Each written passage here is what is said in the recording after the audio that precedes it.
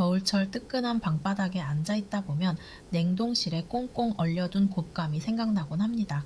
하나둘 꺼내 먹다 보면 문득 궁금해지죠. 우리는 언제부터 곶감을 먹기 시작했을까요?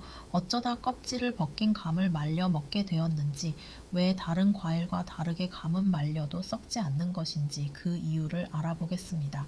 안녕하세요. 교양코기입니다. 오늘은 우리가 흔히 먹으면서도 유래는 잘 몰랐던 곶감 이야기를 해볼까 합니다. 고려시대 문헌부터 조선 왕실의 기록까지 샅샅이 뒤져 찾아낸 탄생 비화와 곶감이 우리에게 특별할 수밖에 없는 이유를 명확히 짚어드릴게요. 곶감의 가장 오래된 기록은 고려시대로 거슬러 올라갑니다. 1236년에 편찬된 우리나라 최고의 의학서적 향약구급방에 곶감이 언급되는데, 감을 약재로 사용했다는 이 기록은 이미 13세기 이전에 우리 조상들이 감을 가공해 먹는 법을 알고 있었다는 결정적인 증거가 됩니다. 당시의 감은 지금처럼 크고 달콤한 것이 아니었습니다. 대부분 고염이라 불리는 작고 떫은 열매이거나 씨가 많은 야생감이었죠. 생으로 먹으면 혀가 마비될 정도로 떫어 도저히 먹을 수 없었습니다. 여기서 조상들의 천재성이 발휘됩니다. 그냥 먹어서 맛없으면 말려서 먹어보자는 단순한 발상이 식생활에 혁명을 가져온 것입니다. 곶감이 고려시대에 그토록 중요해진 이유는 저장성 때문입니다. 냉장고가 없던 시절 수분이 많은 감은 금방 상해버렸지만, 껍질을 깎아 바람에 말리면 수분은 날아가고 당분은 농축되어 1년 내내 먹을 수 있는 최고의 비상식량이 되었습니다. 겨울철 비타민이 부족하던 시절, 곶감은 단순한 간식이 아니라 죽음을 피하게 해주는 생명줄이었던 셈입니다. 조선시대에 들어서며 곶감은 국가적인 귀한 몸대접을 받습니다.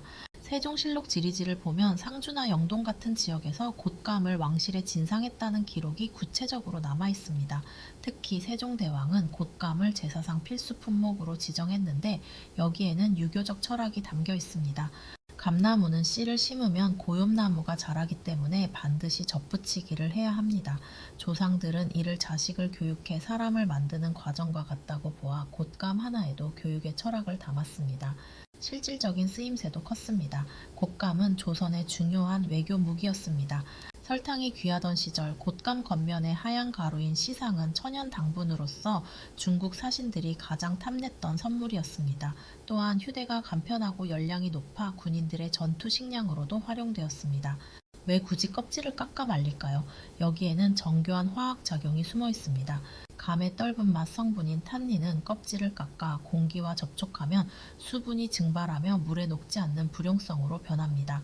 즉, 떫은 맛이 사라지는 게 아니라 우리 혀가 느끼지 못하게 숨어버리는 것이죠. 동시에 당분이 농축되며 미친 듯한 단맛이 만들어집니다. 여기서 감이 다른 과일과 달리 잘 썩지 않는 비결도 밝혀집니다. 바로 탄닌 성분 자체가 가진 강력한 항균 및 방부 효과 덕분입니다. 미생물의 번식을 억제하는 탄닌이 보호막 역할을 해주기 때문에 감은 홍시가 되어도 혹은 곶감으로 말려도 부패하지 않고 오랫동안 보관이 가능한 것입니다. 차가운 북서풍이 부는 처마 밑은 곰팡이가 피지 않고 감이 맛있게 익어가는 최적의 천연 건조기였습니다. 전래동화 호랑이와 곶감 역시 단순한 이야기가 아닙니다.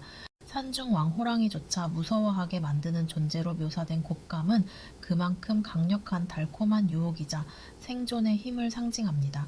배고픈 겨울 아이들을 달랠 수 있는 유일한 필살기가 곶감이었음을 보여주죠.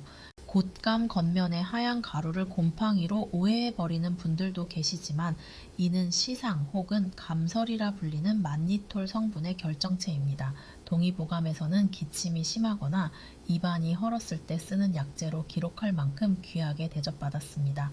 많은 곶감 중 상주 곶감이 유명한 이유는 지형적 특성 때문입니다. 상주는 분지 지형이라 일교차가 크고 바람이 잘 통해 감이 건조되기에 최적의 조건을 갖췄습니다. 세종실록 지리지에 감나무 숫자가 기록될 만큼 국가가 관리하던 전략 자산이었던 역사가 오늘날의 명품 브랜드를 만든 것입니다. 물론 시련도 있었습니다. 일제강점기에는 수탈의 대상이 되기도 했지만, 우리 민족은 곶감 만드는 기술을 지켜냈습니다. 전쟁 직후 배고픈 시절에도 곶감은 아이들의 영양 간식이자 시장에서 현금처럼 쓰인 화폐 역할까지 수행하며 한국인의 근현대사를 함께 버텨온 진정한 소울푸드가 되었습니다. 정리하자면 곶감은 떫어서 못 먹는 과일을 먹을 수 있게 바꾼 인류학적 도전이자 과학적 저장 기술의 결정체입니다. 왕실의 제사부터 외교 공물까지 아우르는 국가적 위상을 가진 문화유산이기도 하죠. 마지막으로 곶감을 고를 때 팁을 드릴게요. 색깔이 너무 선명한 주황색은 황훈증 처리를 한 것일 수 있습니다. 자연 건조한 진짜 곶감은 표면이 약간 어둡고 거무스름한 것이 정상입니다. 조상들이 먹던 방식 그대로의 곶감을 찾는 법만 알아도 전문가가 된 것이나 다름없습니다. 오늘 우리는 곶감의 천천년 역사를 살펴보았습니다.